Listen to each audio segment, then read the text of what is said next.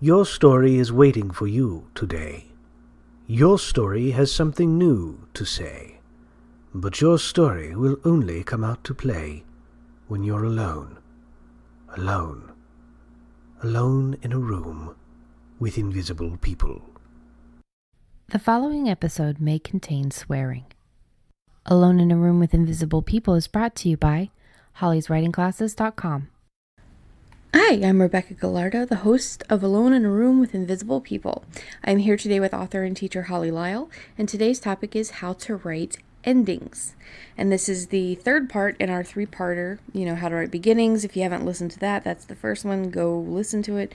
How to write middles, and now how to write ends. So before we get to the topic, just like every week, we're going to talk about what we have accomplished this week. Holly, go ahead. This was a weird week. I got my words on Dead Man's Party. I got 1,112 words, and I killed off a character I loved. I knew it was coming, and then I thought I had figured out a way for it not to, and then my muse twisted the way not to make it so that I had to, and I damn near cried while I was writing it, but I wrote it anyway, and it was like, oh, but I had it fixed. No. Muse says no. Anyway, okay, Wishbone. I did not get 6,000 words this week. I got 4,079 words, but I accidentally finished the first draft. It came in a little shorter than I had anticipated, and I always add when I go in and do my revision anyway, so it's not like it's going to be a short book. It's going to be the same length as the others. It's just my muse has just been hand twisting, giggling evil this week. And I was writing along, and all of a sudden I thought, oh, okay, I know what this, it's out of nowhere. I know what happened next with this character that in my mailing list for my science fiction. I had this little game going, and I am way behind on updating my mailing list. But is this the Choose Your Own Adventure, or is this the Katie game? This was just the Katie game. This was just, okay. Do you have any idea who my main this one character is? And I had not expected that character to show up in this book. I had figured it would be a later thing, but about halfway through, this character showed up in this book. So I've known, okay, well, I'm writing this character. Didn't know who it was. So I was playing along with the readers of the mailing list when they were sending in their ideas for who it was. We were all wrong. We were not just all wrong. We were all so amazingly, impossibly, crazily wrong that I can't even believe it. Because as I started writing that scene and all of these little pieces fell into place, and all of these little sneaky things that had been happening in the background that I didn't know why they were happening went click, I had this jaw drop moment where I went, oh my God, I don't believe it. As my fingers were writing it, my editor brain is going, what? What? Are you kidding me? And it's perfect. It fit beautifully, but I had no idea. I had absolutely no idea. And as I came to the end of the scene, it was also the end of the book. About 15,000 words too soon. Yeah, I was going to ask what your word count was now. Yeah. I'm at around 68. I'm at around 65. I wanted 75 to 80. So I'm short. But it's the right ending. And I will go back in and then put in all the pieces that aren't in there that are going to make this ending fit in the revision. Because there are a lot of things in there that made it click for me, but there's a lot of stuff that it's going to take to fix. This is like all of my first drafts. This one is pretty thoroughly wrecked. Yeah. Well, I also like you have gotten a winner of a solution or an ending or a twist or something like that if your internal editor is going like, whoa, wait, what? Excuse me? Holy shit, wait. that was what was going to happen. You know, if you can shock your inner editor or your inner critic, that left brain, into saying, God damn, that's pretty good. Yes. Yes. And the inner editor was going, wow. Yeah. Wow.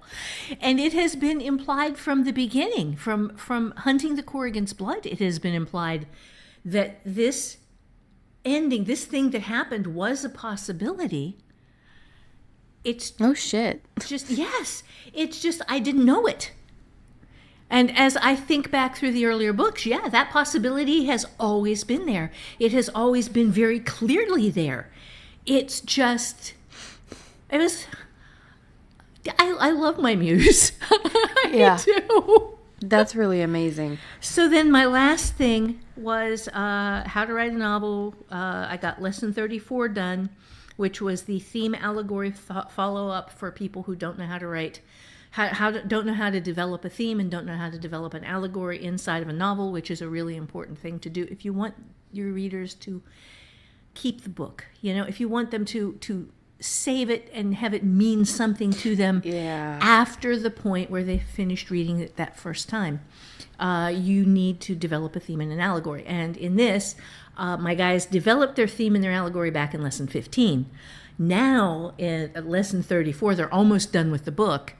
So now you're checking to make sure that you've used it all the way through, and this is how you check it, and how you make sure that you didn't lose your point. So, and that was my week. It was a really, really good week, and just unbelievably strange. But it's also one of those weeks where it really reminds you, like, there's no other job you'd rather have. Oh God, yeah, this was definitely a keeper week. For my week, it was a lot less. Like you already know, I changed therapist, I changed psychiatrist, and apparently the previous psychiatrist had prescribed me the one drug that you never prescribe somebody who is actively trying to get pregnant, even though they're going through infertility problems and stuff. So I am going through a process of switching drugs. So it's been a little weird. So I've kind of taken the week to try to do other things, not pushing myself too hard with any fiction. I did get a little fiction done, which for me, that was actually pretty huge. I also did the first pencil portrait, like finished pencil portrait I've done in over a year. Because and it was gorgeous. It actually made me feel really good. And some fiction, but mostly I have been reading and doing some background stuff. I got to lesson 8 or 9 of how to write a novel. And some of the stuff, like, I already know, like the exposition, dumping. So I'm learning, like, there's still something in every single lesson that I have learned. Cool. It's really, some of it is really good for a refresher course, and some of it is really good for thinking in a different way. And I think that that's always important when you're a writer. You don't want to get stale. Mm-hmm. In every single book you write, if you do it the exact same way, for some people that might be fine. But it's always good to continue learning, and it's always good to try new things. And sometimes freshening things up can get you out of a rut. So I found that was, I'm looking forward to going back in, and next week I'm going to be writing every morning with you. We talked about that. Mm-hmm. So Monday through Friday, I'll be getting up early enough to catch you when you're writing fiction. I'll write the fiction, and if I have to, I'll just go back to bed after I'm done. But yeah, so our topic today, how to write endings. And again, this is part of the 3-parter. I know that everybody has really enjoyed How to Write Beginnings. Middles is coming out at the time that we're recording this. Middles will be the one that's coming out Tuesday. So, hopefully it's a popular piece too. I thought we had more fun with the middles than even with the beginnings. So let's get into endings. All right. Well, endings, I am like the poster child for endings that fall on your head. So I cannot say that I plan my endings. I plan an ending, and then I write toward that ending. But my muse likes to play one up, where if I come up with something, it wants to come up with something better. So by the time I have gotten all the way to being ready to write the ending, I am frequently 2 or 3 potential endings ahead of where I started. So endings change for me. Endings are incredibly, incredibly fluid. And I don't really have the right ending until I've written my revision. See, that's so weird, because a lot of the times for the short stories I'll write, or the screenplays, and even 2 of the novels. Oh, that's the different. Ending, 2 of the novels that I've done, good. the ending is what was inspiring me to write the whole thing in the first place. Mm-hmm. That's with short fiction. I mean, with like shorts and short stories up to maybe 3,000-4,000 words. Yeah, I am writing towards an ending. I know the ending, and I am writing the story towards that ending. With a novel, it's a completely different process. Yeah. Because I have all of that time where my muse gets to think about better ways it can better me, and it can beat my inner editor that came out with the outline. And and it just goes crazy. Well, I'll have to see how this one does, because this one right now I'm working towards. My muse is excited about the ending that it came up with. That was, and like the house on Andrews Ave is the working title that I'm working with right now, and this is it still has the original ending that the muse wants to write to. Nice. So I'll have to see if it changes as I go along. I mean, in any case, it's going to not be exactly the same, because you're going to potentially make it better just by picking up little threads. Right. I just want to emphasize, don't think that the ending you start out writing towards is the nailed to the wall, must hit this ending. I mean, now there are times you will come up with an ending that is so amazing that you cannot beat it. But that rarely happens to me. Usually my endings are kind of placeholder-ish. But so by the time my muse is through with them, they're not. Well, I think too many people look at outlines, and especially endings, as like immovable. Like it's this carved in stone thing that you have to get to, and then they'd rather change parts of the outline or not write things in their story. Like, oh, well, that's great. That's a really cool idea, but it doesn't fit the ending. So maybe I'll use it for another book, or maybe I won't use it, and then they forget it and they keep writing, and they're losing that spontaneity, and they're also pushing away their muse. Right. And that is totally not good. Back when I was doing commercial fiction, you had to do an outline, and the outline had to be all the way through to the ending. And it was this outline plus sample chapters that you sent to your agent, who sent to the publisher, or sent to the editor rather, and they bought the book based on the outline.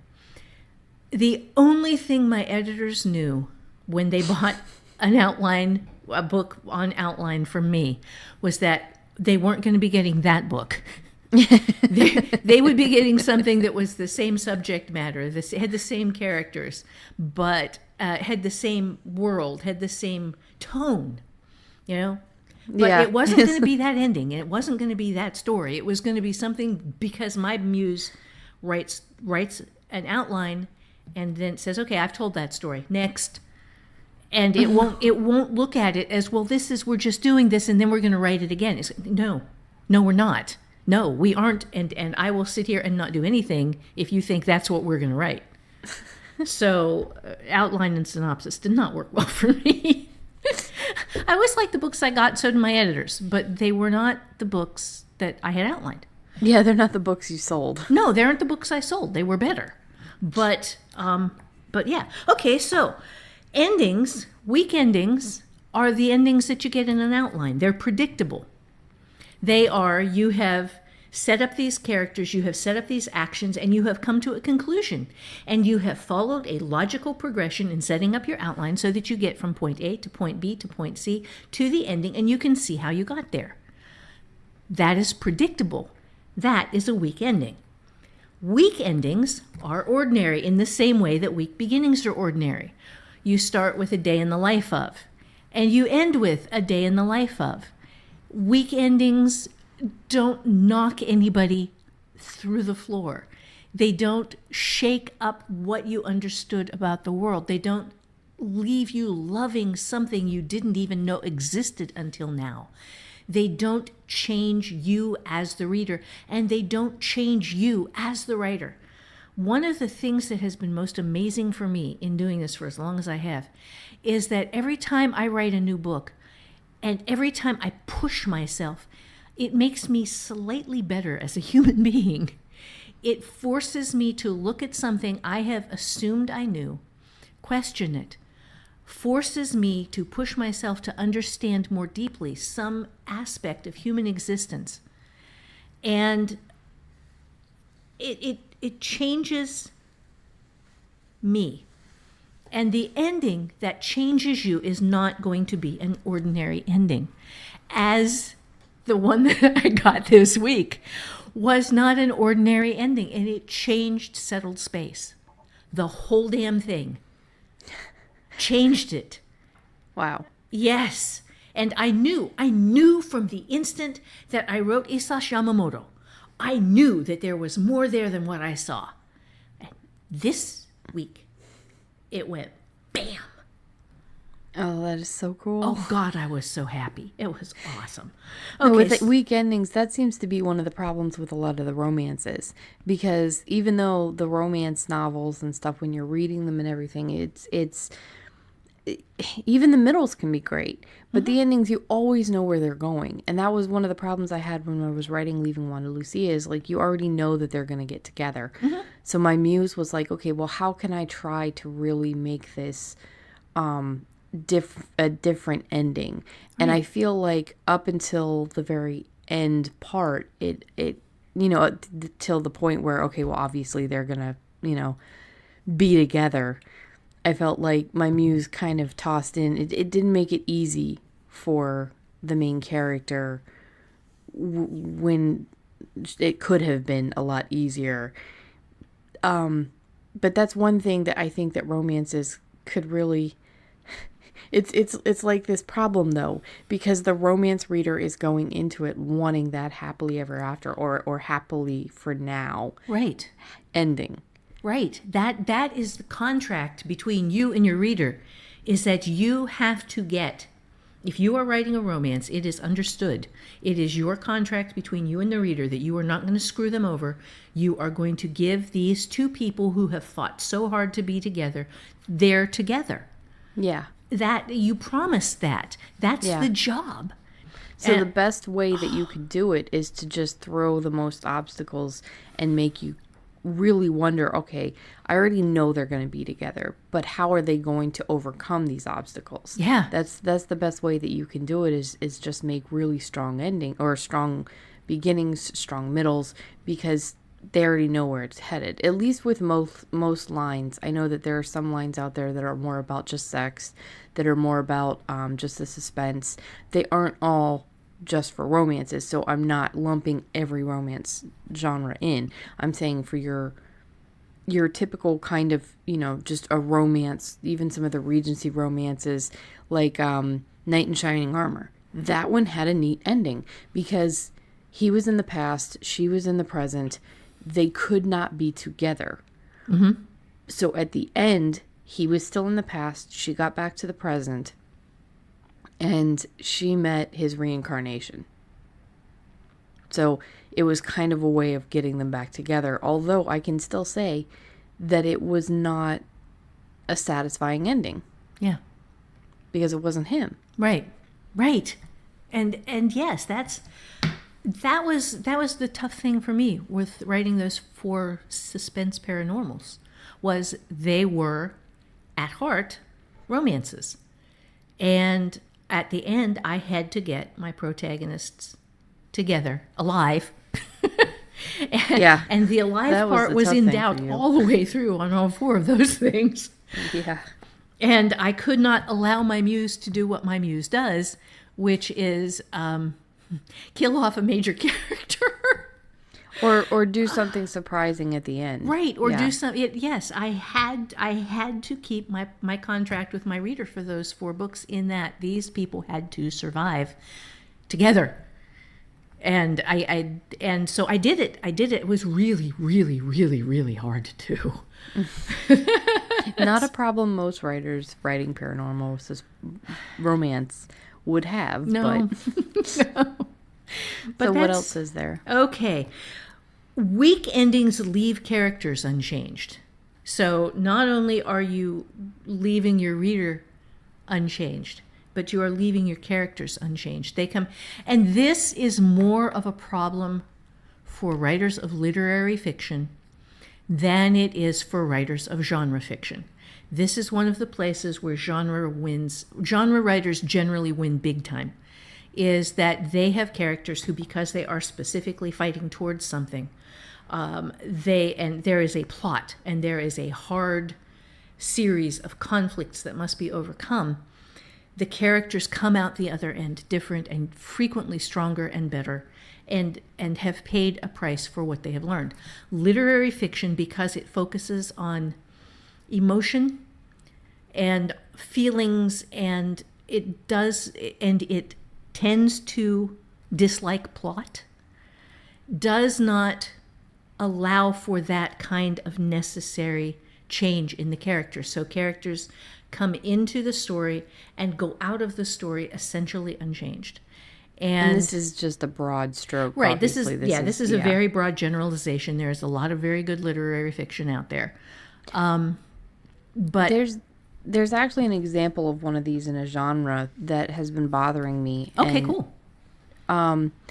So I don't have a problem with the writer. I've actually read up to book 8 in the series.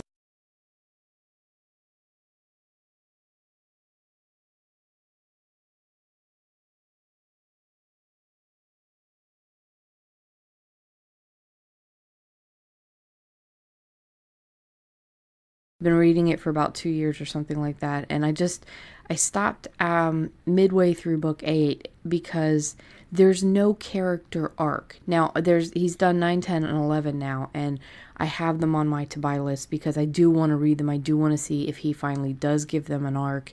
But there's this ghost from her past from all 8 books that has been in the books and is a dangerous ghost, but the stakes don't raise from book to book. Mm-hmm. And the character never changes. Yeah. Just the things around her happening, there's things that happen and she never grows from. I'm already on book 8 and there's no growth. That is a specific type of series. It is much more popular in series like Nancy Drew. It's called an inconsequential cast. But it's like, I remember going through your series and the cast has changed. One of the characters, I don't know if he's going to die or not, but there could be that possibility. There is consequential time. Mm-hmm. Okay. So time actually is passing in this. Yeah, because things change. Oh. The paranormal group has changed. It got taken over by these other people. And so there's consequential time, and the cast is not bulletproof as far as I've noticed. Okay. But I don't know. I mean, I know she is the main character, but it's just, there's no, like, she has new scars. She has new effects from the things around her, but she has not grown. She has not changed. In that case, that's a flaw of the writer. Yeah. And I mean, I love the concept of the books. I really like, there's certain unique things he does, but it's just very hard to get back into because there's, like I said, there's no arc and there's no character growth. And when you're reading 8 books, you want to and he's got up to 11 now, you want to see the character grow. You want there to be some kind of evolution. Yes. And as the reader, go along with that. Yeah, that is. I was going to say the exception to this is if you're writing a never-ending series within Consequential Time and a bulletproof cast, but this isn't that. So in that case, no, you've got to change your characters, and if you're not, then people are going to have the experience that you're having of feeling trapped inside of a character who isn't alive. Because the thing about being alive is that you change, you grow, you learn, you suffer things, and the things that happen to you change you, and you affect your world, and you create change. And if that's not happening, you're missing a major portion of your fiction there. Yeah, and the frustrating thing is, like I said, everything else around her is like there are certain things that change. And it doesn't feel intentional because she's trapped by this other ghost. You can't go 11 books with her being trapped by the fear of this one ghost while she takes care of other ghosts as her major bad guy, as her major. I mean, even when you're reading Harry Potter, Voldemort is always the bad guy. Mm-hmm. Voldemort is always the major fear, but the characters grow. Yeah. Harry Potter, the main character, grows and changes and learns things and gets braver, and that's what's missing as far as I've read, which is midway through book 8. That's a pretty significant chunk of a series to have read and to feel the unchangingness of a major character, of the primary character, the main character. That. And in an already formulaic book, there's that problem. You know, if it's going to be formulaic, that's fine, but show some growth or something. You know, it's right. But yeah, and like I said, I obviously he's a good enough writer that I've read 7.5 of his books. But it's just to that point. Right. Yeah. You don't want to, as a writer, you do not want your readers to feel trapped in an unchanged character, to feel that this person is like stuck in mud and the world is revolving around him or her, but it isn't touching the character it most needs to touch, the viewpoint character. Yeah. Yeah. Okay. So weak endings leave characters unchanged. Okay, weak endings are meaningless. And this is kind of a follow-on from leaving your characters unchanged. And a kind of a follow-on from what I was talking about with theme and allegory. When you're writing a novel, you want it to be about something. And you don't necessarily want your reader to know what it's about. I bury my themes and allegories so deep that people think that I write about all kinds of stuff I don't, which is fine because they are finding what they need from it. And that's my point. If you are writing something that is meaningful and passionate to you, then you are going to give something to the reader. And it may be something exactly the opposite of what you got out of it when you wrote it. I have people who think one of my books was an environmentalist rant, where I was advocating in favor of major environmentalist issues. And that actual book was my rant against a specific version of religion that I grew up in.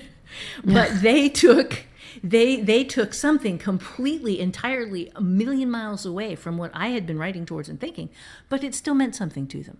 It mattered to them because it allowed them to see something important to them and ask questions about that and come to a conclusion that they really liked. Even though it wasn't what I was writing about. I was writing about religion. That's fine. It's about something, and the something that comes to the end gives the reader something that matters. It gives them something that they can take away. And if it's meaningless, if you're just writing and the story doesn't really have a theme, it's just characters who are doing stuff, and they get to the end and they do stuff, and the end, I can think of one writer whose name I cannot mention because I do not want to, crap on anybody's work. New York Times bestseller.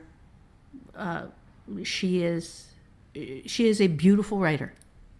Her words are just breathtaking. And I read a lot of her work and finally walked away from it when I realized that at the very ending, all she had done was shown people living through crap, and they didn't, and they were still living through crap at the end.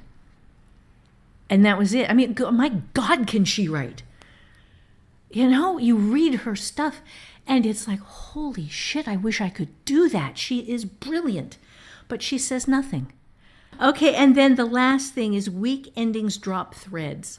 And this is much more a beginner problem than it is an intermediate or ending problem. This is something that you get so clobbered on by readers when you do it that by the third or fourth of your published novels, you have learned to go back through during revision and find threads. But having done this myself, and I will even tell you the book in which I did it, Fire in the Mist, my very first published novel, my second novel ever. I remember this thread too. Yes. And I have this wonderful world that I had built, and this character, my main character, Fea, who saved a kid from her village.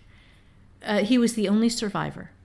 And the two of them go off, and she does this thing that brings down the magic authorities on her because she did some serious shit, and it broke the magic on the world for about a week.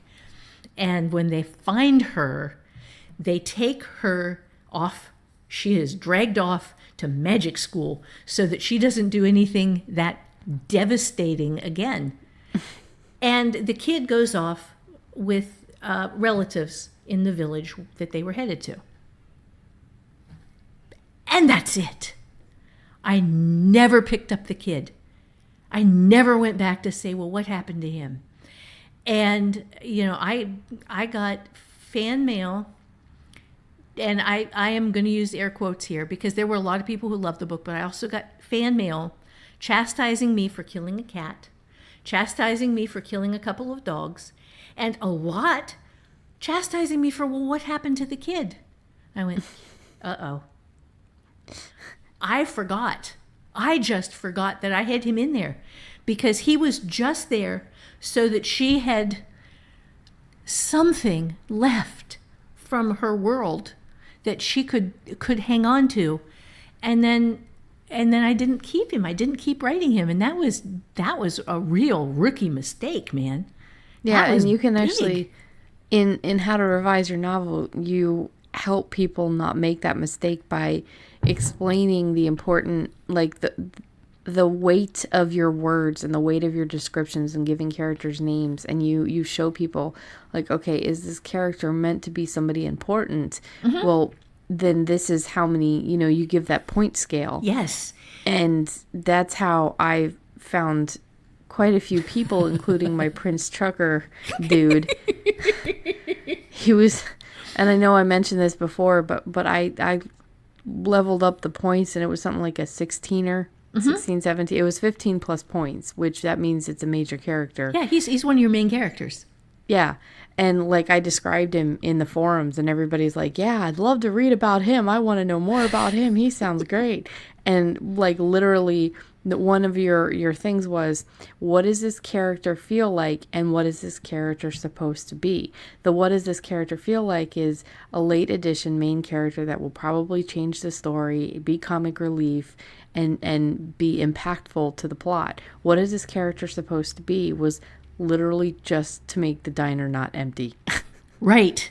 And that was where I blew it with the kid, whose name I don't even remember right now. Yeah. Is I had given him a name.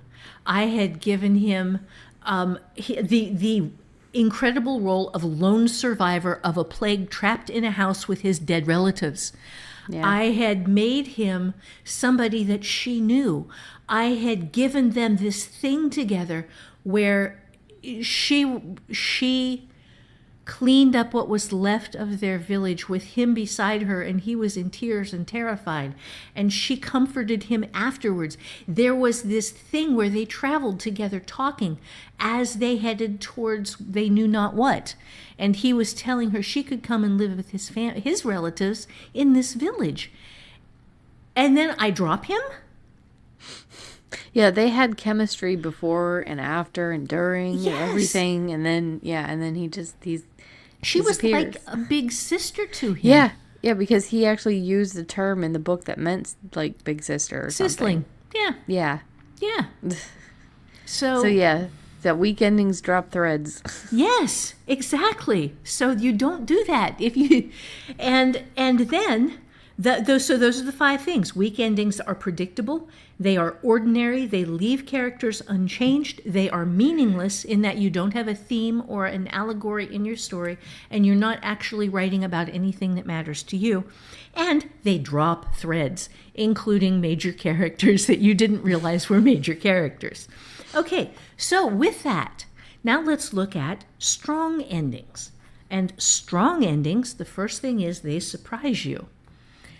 And with that, I will say sometimes they surprise you 15,000 words early and drop on your head like the house in The Wizard of Oz. But that is not a bad thing. That's a, boy, this is going to be a pain in the ass to revise thing, but it's not a bad thing. That's a good thing, because something that moves you so much and leaves you so excited and comes at you and says, oh my God, I can see how everything I have been writing in this world through 3 novels and 6 stories, 3 novels and 6 novellas, had this already built in, and I just didn't see it. And you go, oh, that's cool. That, you want an ending that surprises you as the writer, that makes you love it. And do you have anything you want to bring in on that? Oh, just I love the surprise. As much as I say, like, I have had these endings that my muse writes towards, I have had 2 endings. Glass House did not get the ending written that it was supposed to, because the ending, well, okay, so I know that the surprise ending, because Glass House has a twist to it, and that was the thing that my muse was writing to. But the ending, there was supposed to be a showdown in the house, and my muse came up with something that changed the entire thing. That changed, like, all the way from back for the first scene. It changed the fact that they were diner owners into the fact that they owned a biker bar. It changed just everything. And that revision is going to be massive. I'm going to have to rewrite literally every fucking scene in the book. Changed character dynamics. It's just, it's amazing, but it's worth it because it gave me, part of it came from the octopus map too. That's the one that everybody voted on as the thing for how to revise your novel for the update that I'm getting ready to do. Yes. Yeah, yes. okay. That you're doing that as the demo of the full version of a revision. Yeah, and they're going to get that god-awful first draft. And if everything goes the way that it's supposed to, they're going to get a completely different second book and just look at it like, holy fuck, like, okay, well, if she can revise that to this, I can definitely do my stuff. Right. But the the other thing, I've had twists come through with screenplays, and I actually have, it is that moment where your muse thanks you, in my mind, for listening and for allowing it to write and for allowing it this time to just be there and on the page and everything, to have these twists. And a lot of the times for me, a lot of it, when the ending changes, it's not as sudden as yours. It's more like I'm in the middle, or I'm writing in it, and it keeps adding all of these different things because it's telling me, okay, well, the ending isn't what you've written because this is happening and this is happening. And I'm like, oh my God. So the book continues to grow longer. Like I had the one for my pen name that was supposed to be 30,000 words. Well, I'm already at 30,000 words and I'm maybe halfway through because the book the muse didn't like the I guess shallowness of it, even though I had theme, allegory, I had subtext, but the muse was like, no, we're gonna go deeper. So Cool. yeah, now I have a new ending that I'm writing to. It's still dark, but, and again, that's aside, but good endings can surprise you, not even right at the end, but even at the beginning it can change. Absolutely. Yeah, that is a really, really fine point, is that as you start into the book and as your muse starts kicking into gear and getting its feet in the story, things change and then they change and then they can change again. My muse has multiple times come up with 3 or 4 different endings that I would start writing toward and then change them because it came up with something even better that still used most of what I have some really gory revisions. I do. And by gory, I mean that there is ink all over every single page and handwritten sheets after sheets after sheets of pages of new stuff. And my revisions bleed. But they bleed good because the stories that I get out of them, I am so excited about afterwards. And they come from some pretty awful first drafts. Strong endings tie up all, or in a series, most loose ends.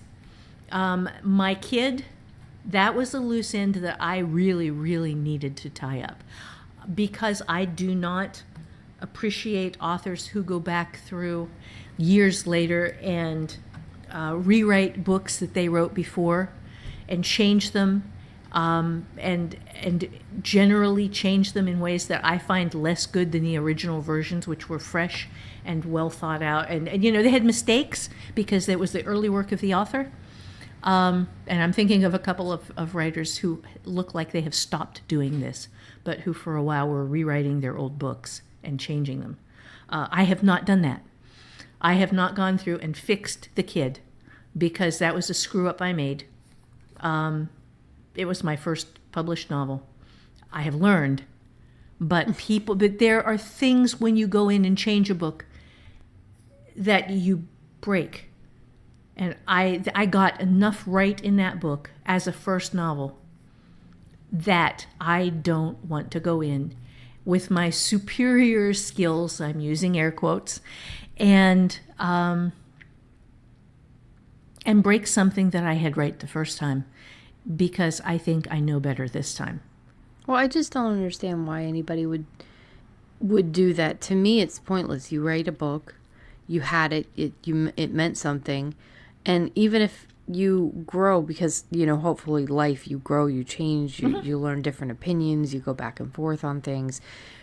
You don't go back and change what you did. It's like history. It's done. It's there, it's out there, it's, move on. Yeah, to me, write something new. That is exactly it. To me, it is Steven Spielberg going in and having the military go in E.T. with walkie-talkies. Yeah, and airbrushing out the military carrying guns and replacing them with walkie-talkies. That infuriated me. It's also not letting something go. It's getting stuck on something and trying to be a perfectionist. Nothing is ever going to be perfect. God, or George Lucas and all the special effects in all the Star Wars movies where he went in. It ruins it. It ruined it. Yeah. Yeah. Just leave the old ones alone. Right. They were the first versions. We have the first versions of the movies, and those are the only ones we watch. Yeah. Because the added stuff did not add. It just messed things up. It muddled things, and that's why I don't do that. So, yeah, I screwed up in my first novel. But you see a lot of a lot of indie writers going back and editing their books and re-editing their books and re-editing their books. That time would be better spent creating new stories, creating new characters, using what you've learned and putting more out there, because fixing an old book, why are you doing that? Right. What's the point? Typos, yes. Yeah, typos, grammar, that I get. I could get you wanting to fix it and then put it back out there. But even then, there's only so much of that, there's plenty of typos in even the best of books. There's a few here and there, and it's forgivable. For readers who want to read, they don't want to read the same story over again for a couple of different characters changing. They want to read new work from an author. Yes. And authors have amazing ideas. If you write a lot, you get these ideas. There's not enough time in your lifeline, even if you were to live to 100, even if you were to live to 150, there's not enough life to get all of the stories out that could matter. So stop spending so much time reworking old stuff. Tell as many stories as you can in the limited amount of time that you have on this planet. Right. Absolutely. Okay, strong endings change characters. That's the third one. And this is life and death. This is heartbreak and hope. This is bringing your theme to a rich conclusion, giving people something to keep reading for, and some sense that life continues for the characters who survive your story beyond the scope of the book. That they have changed, and because they have changed, they're alive, and they will continue to change, which is the opposite of that kind of frozen in amber thing that you were mentioning. Yeah. It's the problem too, is that because the character doesn't change and there's a very formulaic feel to the books, the stakes don't seem to raise each time. Even though you can see where the author is changing things and making things harder for the character, if the character doesn't change, the stakes don't matter. Right. It's part of doing this job in such a way that you bring your readers into it is that they have to believe. And for them to believe, you have to believe. And for you to believe, you have to live through what your character is living through. You have to put yourself inside of the character. You have to hurt with the character. And you have to be willing to do that.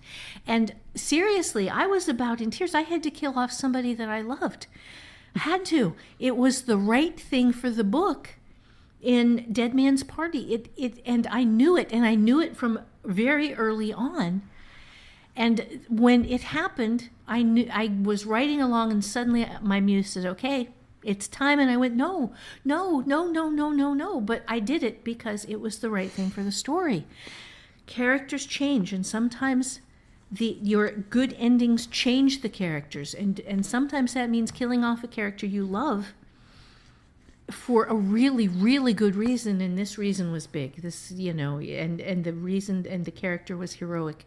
I get a little teary-eyed just thinking about it. And it had to be done, and I did it. And I am moving on. But yeah, you and changing of characters, your turn. I'm gonna sit here. Yeah, within the series too, you want to, when you're reading these books, you want, and I keep going back to Harry Potter because it is such a well-known series. Most of our listeners have since they're writers and they're readers, they have most likely read the Harry Potter books.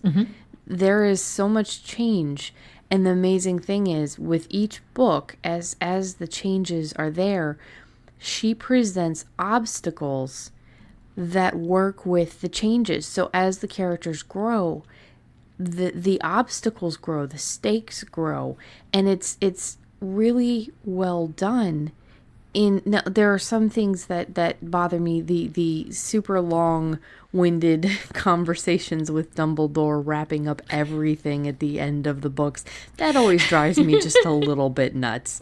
But, she can get away with it because it's J.K. Rowling. Right. But the obstacles that...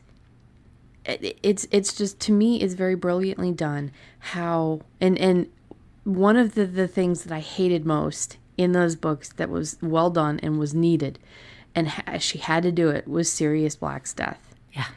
I know. Fucking hated it. Hated it beyond. It got me to the point where I was like, I ain't gonna read any more of this, which is bullshit. Of course you're gonna read more, but it changed Harry. Yeah. The death of the kid, the death of the Oh, right. the student, that was a very big moment in the series too. It proved that the kids were not unkillable. Yeah. It proved the evil was real and the stakes were getting worse. And it fit because everybody was growing. The magic skills were growing. Things were getting darker. Things were getting more real. And you grew with the character, or at least I did, because I was the right age. Right. I was, 13, 14 when the first one came out, or maybe a little younger. And I read them as I grew up. And I remember the last one coming out when I was in my 20s. And it was just, you grew with the character and the stakes grew. And it was so well done. And that's what you expect from a series. Right. And that's what you want, because you don't want the book, every single book, to have the characters go through the same thing over and over and over again. I can understand there's a certain appeal to that if it's in Consequential Time, if it's a bulletproof cast like Nancy Drew, like the 3 investigators that I loved when I was a kid. Right. And you read some of Bruce Coville's stuff, and he has Consequential Time, even though he's a kid's book writer. I love Bruce Coville's stuff. So the characters changing is especially important in series, because you're going to have readers, you're going to have more people buy them and be obsessed with them and buy other things you write, because they know that they will be a part of that. Like, they feel like they are a part of that character's life in a way. Like that character is a part of their life. Like, they've grown with them. That's one thing that George R. R. Martin does when the characters don't die, that you are growing with them, or seeing them grow and seeing them learn, and as they go further, you're going further. It's just this amazing adventure for you. Whereas when the character doesn't change, you're also ending up reading the same things over and over again, because as they don't grow, you already know how they're going to react. You already know what their daily lives are. You already know how they live their life.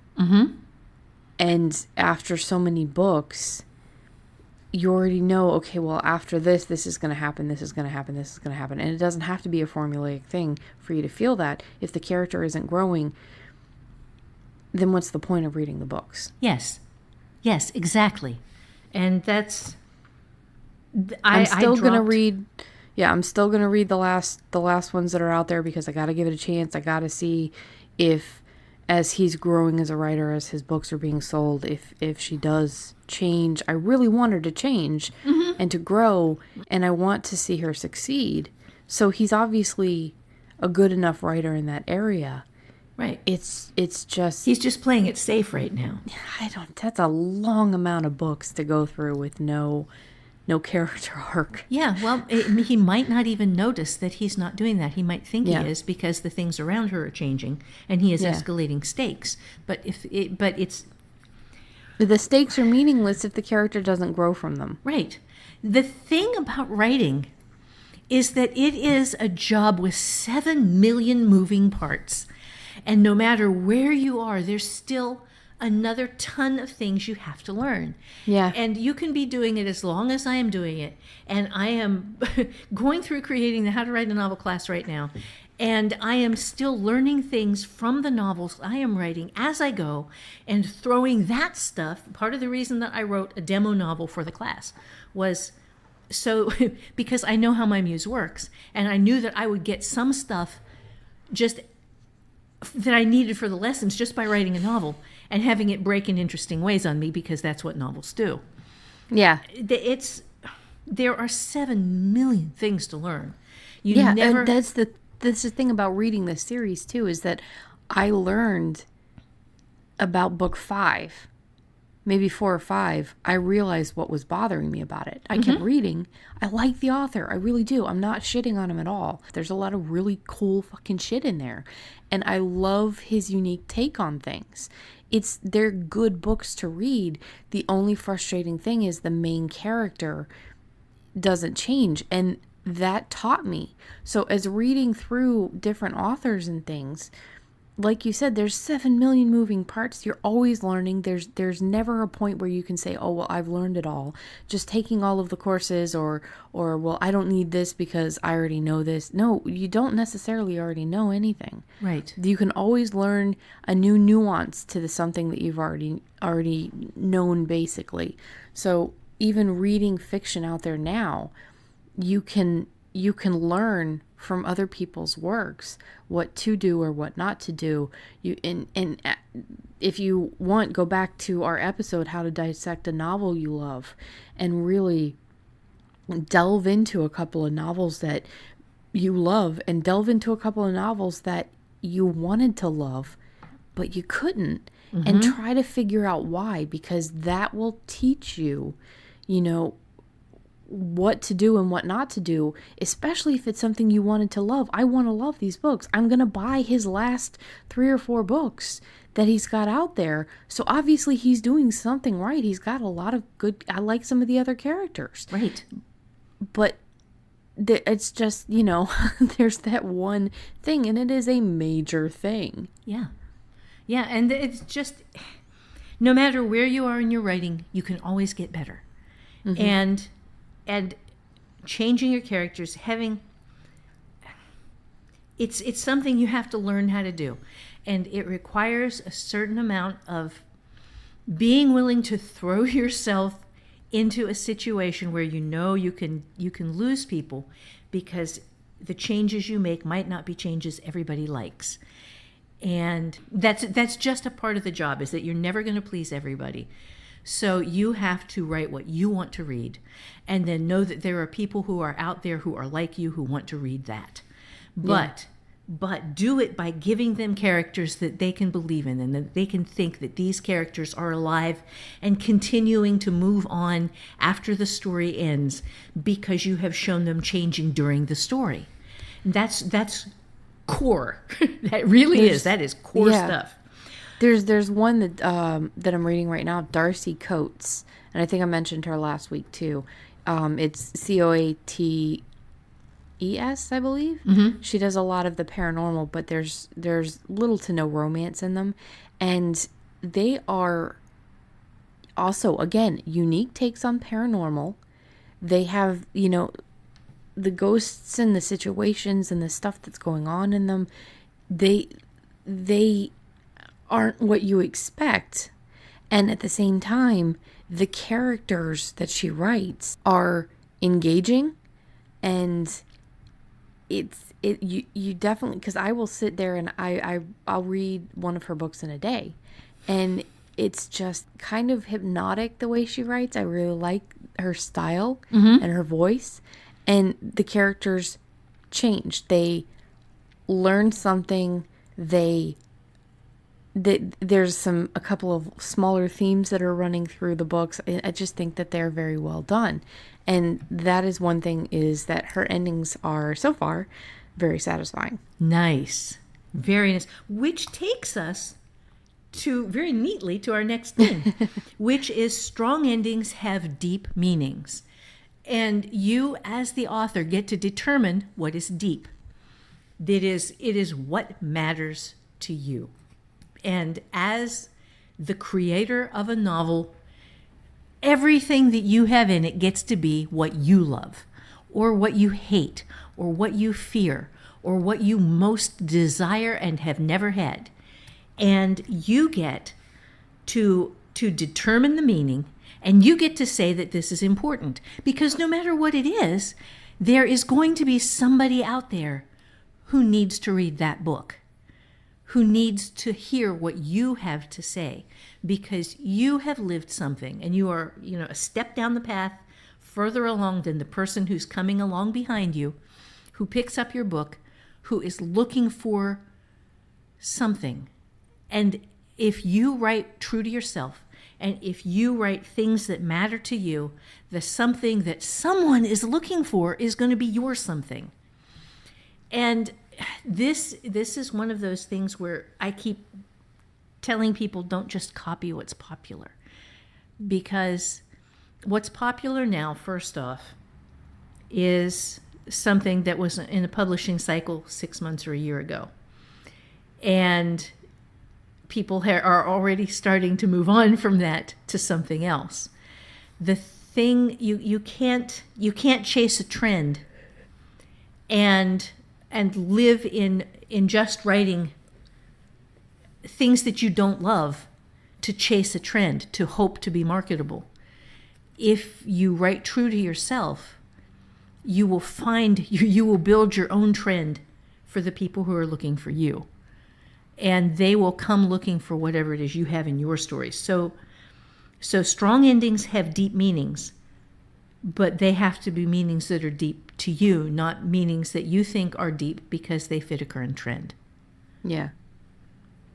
You want to add anything to that? The entire story has to mean something to you. Right. Otherwise, you're just going to be writing something that doesn't change, doesn't move anybody, it's just another, and you can still pick up on certain trends. Some trends never go away. Romance doesn't go away. You're always going to have people that want to read it, but if you don't enjoy writing it, if it's not what makes you, if it doesn't move you, it's not going to move your readers, and you're going to be sitting there wondering why your stuff doesn't sell as well as it should, or worse, maybe even worse, it does sell, and it sells somewhat steady, and then you're trapped writing this stuff that you don't like because because it's paying the bills.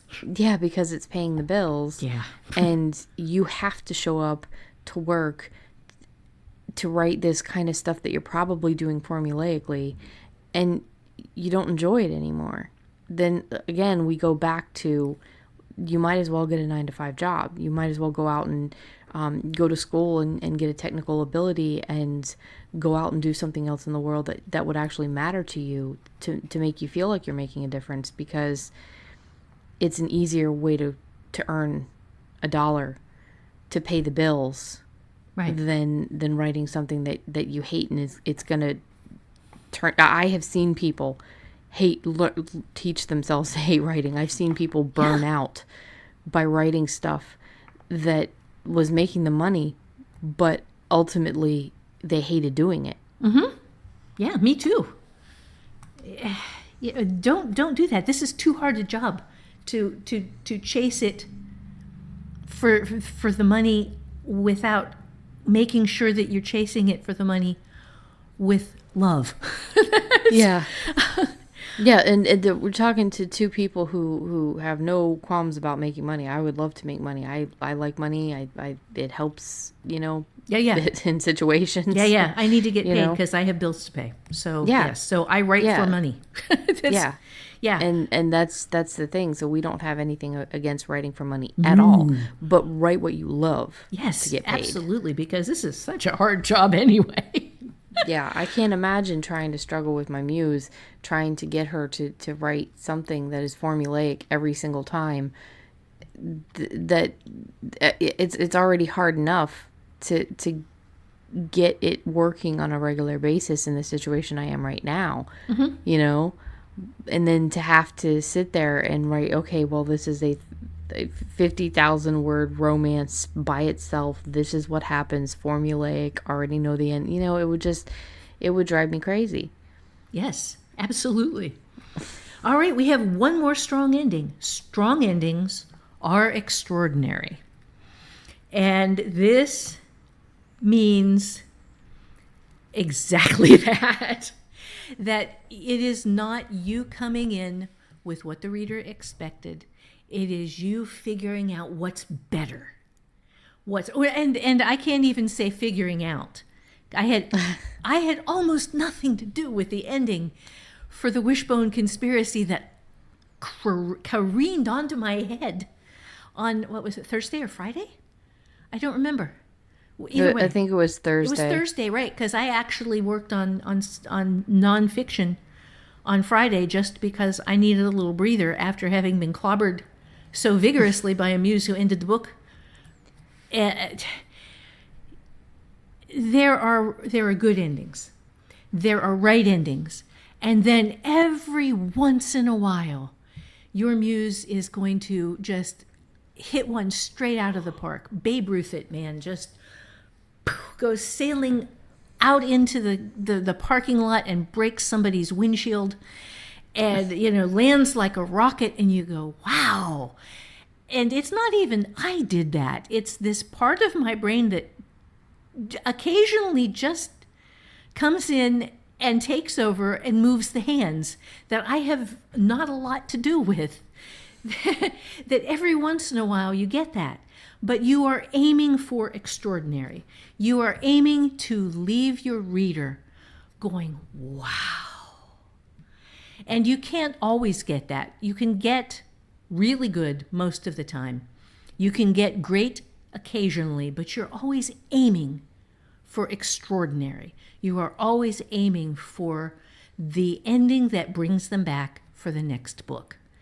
And that is a collaboration between you, your muse, how well you're listening, how willing you are to take chances, how long the two of you have been working together.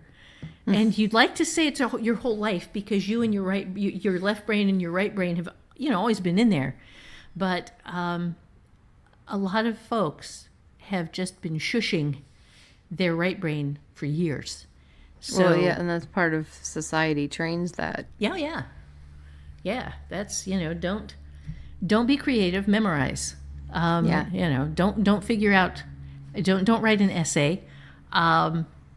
Just check these ABC questions. Or do write the essay, but it has to be in this exact ADA formation and this exact, And that's the thing is like public school, college, a lot of jobs, they take the creativity out of people. Mm-hmm. And the term is, I want my crayons back. And if you're feeling that, then go grab your fucking crayons. But not the coloring book. You want to shoot for extraordinary. And I think that was the difference that Glass House, that my muse shot towards me, is that it knew I needed to build the magic system because I had neglected to do so. Went back to build the magic system. The ending came to me, and literally everything changed. And I don't know if it's going to be an extraordinary ending, but I want it to be. And I'm going to work as hard as I can during revisions to really make it in there be just this huge extraordinary thing. And at the moment I feel like the ending I have for it, the extra little twist there at the end is the extraordinary. Excellent. Like you know the twist at the end of Glass House, or at least you did, you probably forgot, but it feels out of the blue. But it's there if you Yeah. So that feels like an extraordinary ending that does not. My ideal is to propel the people to buy the next book. Like, I really want to read this and see where the hell this goes because holy shit, I can't believe that happened. But at the same time, it's not the cliffhanger because they get the solution to the original problem. Right. Exactly. Yeah, that's something I need to mention too. Is great endings, strong endings are extraordinary, but they don't necessarily happen in first draft. The process of revision allows you to go through and find stuff you put in the beginning that you can then build into an extraordinary ending after you've written the first draft. First draft is just kind of the book that you're not writing. It's getting all of the pieces together for your puzzle, and then discovering that all the pieces are square, and you can put the puzzle together in a completely different way that makes a completely different and better picture, because every single piece goes with every single other piece. It's just not the way you had it originally. It's like originally it was an abstract, and then you start putting it together, and it's actually a photorealism picture. Exactly. Yes. Yeah, Of something magnificent. Everything. And you get to say that you did that. Yeah. So was there anything else?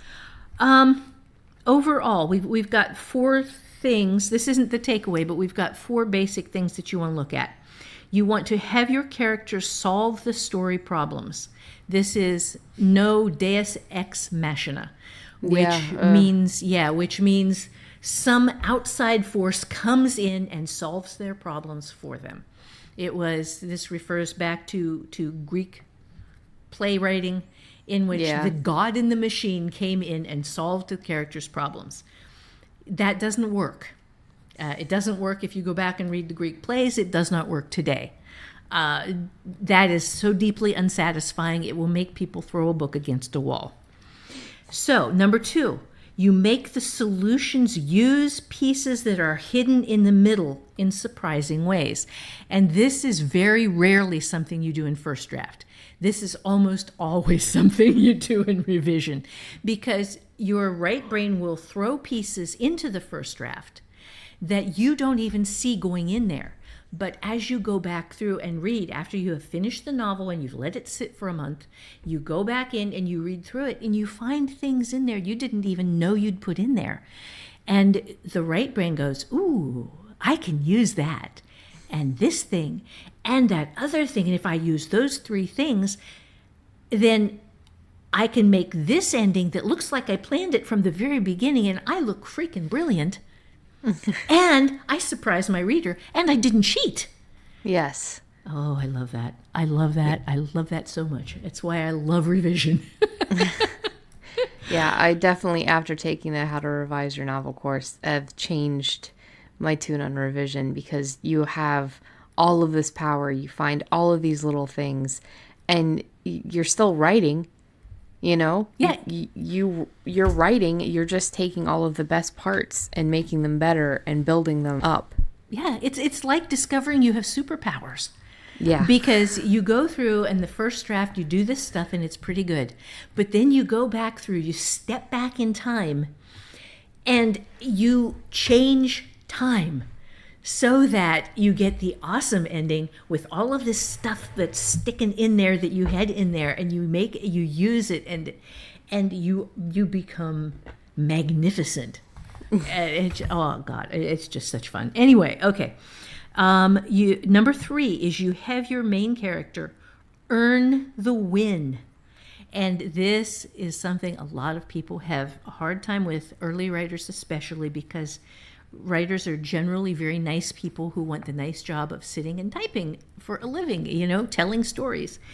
And your character must pay a price for succeeding. That is what earning the win means, is your good guy gets to win, and your reader needs to have your good guy win. But it costs the main character something. And that's one of the things you were talking about with the stories you were reading, is that if she's not changing, she is not paying a price. No, it's always the same exact price every single time, and she's not changing. So it's not, it's almost like she doesn't win. Mm-hmm. You know? Right. Because if it doesn't change, that's not a win. That's a win has built into it the fact that somebody else lost, Yeah. or something else lost. Or Well, the cases that they have, they always close the cases. They always get their bad guy. Mm-hmm. But she doesn't grow from it, so she's not winning personally. Right. And she's not changing. But like I said, she has scars. So it's like she's continuously paying the same price over and over and over again. Not growing, not changing. Mm-hmm. And eventually, that's the kind of thing that will burn out your readers. Right. Right. I'm going to use Cadence Drake as my example for this. She destroyed a monster in the very first book. But in the process of her destroying the monster, her best friend died. And, if you haven't read the book, I'm sorry, that is a spoiler. It's a big spoiler. She is still paying for that loss in book 3, in The Wishbone Conspiracy, the one I just finished, that she loved him. He was her best friend since they were kids. They had gone through hell together. And she is trapped in a universe that he's no longer in. And there are parts of the universe that keep pulling her towards her own destruction because of the way parts of the science of space travel works, so that as she is going through space, as she is folding through these origami points, she can see him in what look like other universes, reaching out his hand to her, begging her to come to him. And she knows that if she does, this is how pilots die, how transfold navigational pilots die, is if they go through and they, in the middle of taking the ship through the transfold, if they accept these alternate visions, then they die. and yet she is tempted because he is there, and she lost him, and they were wonderful friends. And that part, a major part of the Wishbone Conspiracy, is about that, because she's not quite over him yet, not even with Herrig. I mean, that's not something you really can get over. No. That's just something you have to learn to live with and move on. Yeah. If you want to survive. Yeah. But yeah, I don't think you get over that kind of loss. Mm-mm. No. Yeah. So what else is there? Is that all 4 points? No, the fourth one was make the ending matter. And, we've gone over that with have deep meanings, write about something you care about. Make sure that you have a theme in the story, something that is, a theme can be as simple as love matters, but it has to be something that when you're writing it, it's true, and you are writing the truth of your life into your characters, and you are giving them experiences that you have pulled from your own pain and your own triumph. And you have this theme, and you have hidden it with you have hidden it in an allegory, and you have written it as subtext, and it comes to the ending, and the reader comes away from it knowing something true and something meaningful has happened. And when you do that, then the readers who read you will go for your next books, because you showed them something deeper than just characters going through the motions and step by step in a plot. Yeah. Yeah. Sometimes you don't have to, a lot of these points and everything, don't worry so much about it when you're doing first draft. Right. A lot of times the themes will surprise you. When I was doing Leaving Wanda Lucia, I was writing with a specific idea in mind, and then other themes showed up. Yeah. Oh, God, yes. Yeah, which was pretty cool. I had no intention of putting of a social media theme in that book, and yet it kind of slid itself in there. It's not huge, but it makes a difference, and it does show up again in the second book with Angie and Brock. Nice. So there's and apparently it's going to kind of show up again in the book that I'm writing right now. Really? In a way. Yeah. Apparently I have a thing about social media. But this one isn't really social media only. It's more being it's more having that facade. This next book in this is more trying to be something that is perfect, trying to be this perfect person and this perfect existence. And it does have social media in it because a lot of people, they curate. It's called curating lives. And the curated life you show is not real life. Right. And I think that's one of the themes apparently that's going to pop in this next one. I had no idea it was going to be there until I started writing that opener scene from the non-main character that I'm going to have to end up coming back to just to be able to close it out. But it's just that just seems to be such an important thing for me to show other people, because so many people, so much of life right now, we hit depression and we are the most connected we've ever been, and we are the most disconnected we've ever been. Yeah. You know? I'm going to recommend a song for you. Have you know Disturbed, the band Disturbed? Are you going to talk about The Sound of Silence again? No. Oh, okay. No. The most recent album they did has a song, I think it's called In Another Time. I am shit at titles, but it is about social media.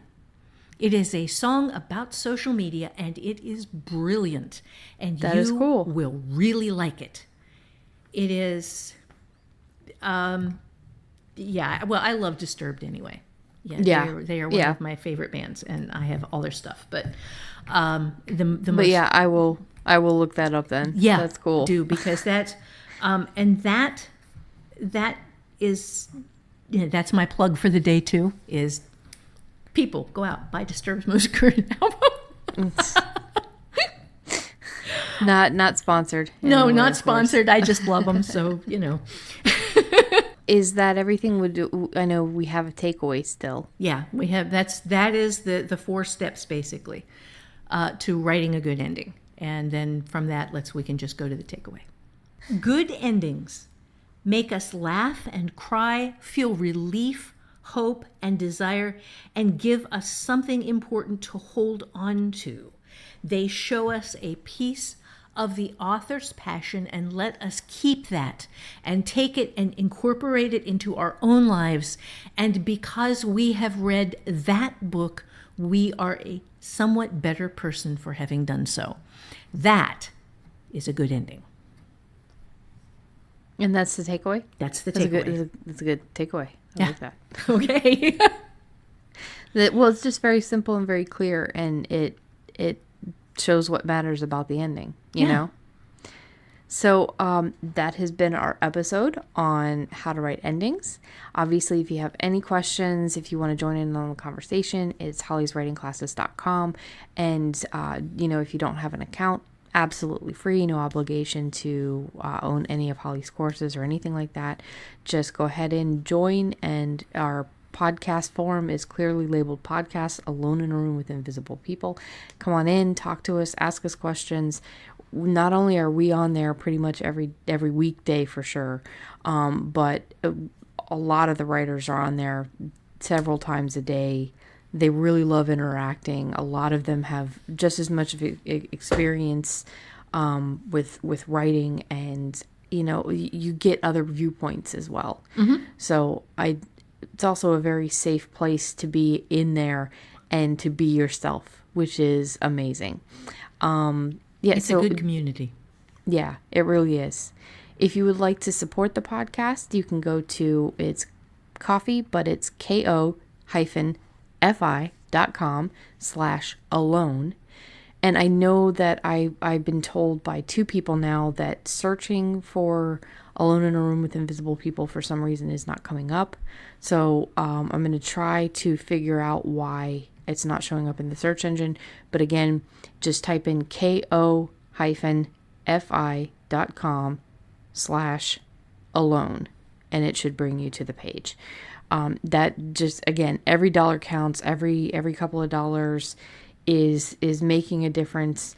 And again, my first goal is, other than, a sustainable podcast, so that Holly doesn't have to keep supporting this as much as she does. The sustainable podcast, $100 a month would be amazing. That can cover pretty much everything, including maybe I can get a real set of headphones. God, that is like, yeah, that's my goal right there.